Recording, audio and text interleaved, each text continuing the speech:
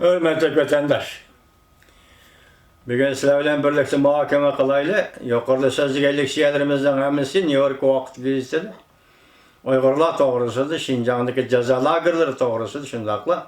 Muşu ceza lagerini Xi Jinping, sekreter Xi Jinping'in teşkildegeldiği doğrusudur ki haberlerini sizlere anlattık. Hazırlıklı ciddi vaziyet diye vaxtıdır, dünyadaki hazırlık vaziyet, Amerika'dan çıkıvatkan vaziyet, New York vakti gezdi, belgili vaziyet değil mi da? Bir parça makale bilen hazır nurgun cemaat fikri, de uygunuş, cemaat fikri, yetekleniş, bırak oturgu çıktı. Yani dedim şu günde Şangan vaziyetinin ciddiliği, mesela tabi Pellava Üniversitesi'de, Çinpokun dedi, o koğucular, saqçılar bilen şiddetli elişti dedi. Ahırkı neticesi doğrusunda bir haber kelmedi. Bugünlerden hazır ben bunu tayyorlap boğanda Amerika avazının bir muhbiri özünün beşinci ötkellerini Şangan'da gezipti. Onu hatta sizlere tayyorlayımız dedik vatandaşlar. Yani hazır karısınız bir tarafta Şangan kilovatıdır, bir tarafta Uygur. Yani Şincan kilovatıdır. Çünkü hükümet hazır sahçı gücünü işe saldı. Her bir yetkep işletişke cüret kılalmadı. Ya ki bu tevekkelçilikini kılamdı, bir nime degili bulmaydı.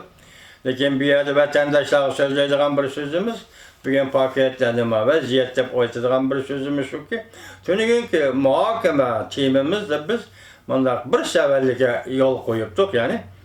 Çünkü hükümeti ya ki Cungo hükümranlık kılıvatkan Şangan'da bir memur rayında. Ama adam Cungo hükümetinin gepini anlaydı. Hakimiyet beşide.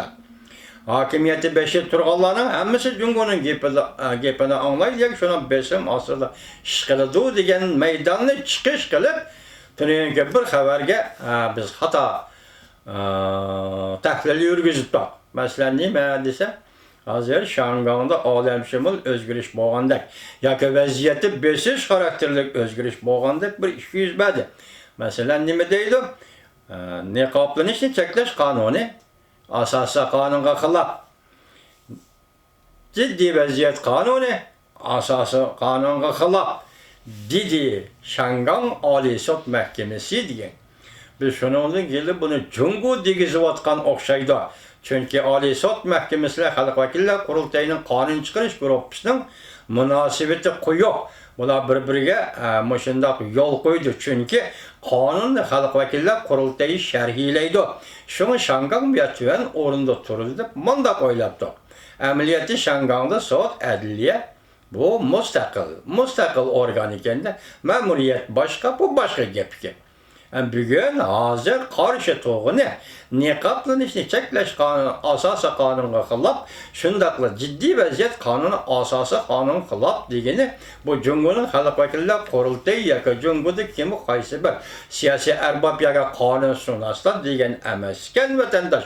Buni deguvchilik shunday hukm qilganlar Şangan ma'muriyat rayini mustaqil adliyaga yoki sud kollegi Turuşa kanun şekilde kaldığı yüzden itirazını bildirip Xalq Vakillar Qurultayining sen buyruğu bilen buranın imzalangan Şangan'da turg'izilgan kanun ciddi vaziyet kanunu ve ciddi vaziyet kanunu asası niqablanishni cheklash kanunu degandansa asosiy qonun qilib hozir Şangan adliya organi bilan Jungo'nun Xalq Vakillar o'rnini Qurultayining qonun chiqarish komiteti akşamdan bir-iki yazılgan haberler ve makalalarda bir-biri bilen ilişki başladı vatandaş. Bunun biz tüneyin geldik şeyimiz göz kararlarını aldırıp hem de yeni göz kararı gelimiz bunun sebebini mi? Şangan bir devleti işkil tüzüm. Sen yüzden belki memuriyet. Şunun bir yerde memuriyet ile kanun adliye organları ayrım organ. Lakin şunu ilan kılgan vakti da bunda değil miydi? Belki vakit yetişmegen. Ya yetip gelmegen de vakit. Bugün Şangan'ın Ali Sud organı, Ali adliyesi nime dedi yok arkadaş dedi. Bu diyenlik bunu tek kırpaklıgan bolsunuz hürmetli vatandaş hazır.